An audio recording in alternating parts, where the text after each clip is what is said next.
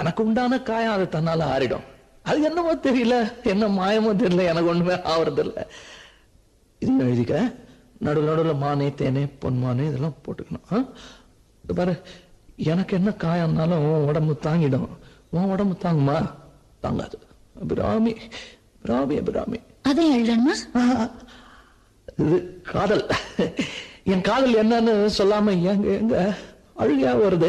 ஆனா நான் அழுது என் சோகம் ஒன்ன தாக்கிடுமோ அப்படின்னு நினைக்கும் போது வர்ற அழுக கூட நின்றுடுது. மனிதர் உணர்ந்து கொள்ள இது மனித காதல் அல்ல, காதல் அல்ல, அதையும் தாண்டி புனிதமானது.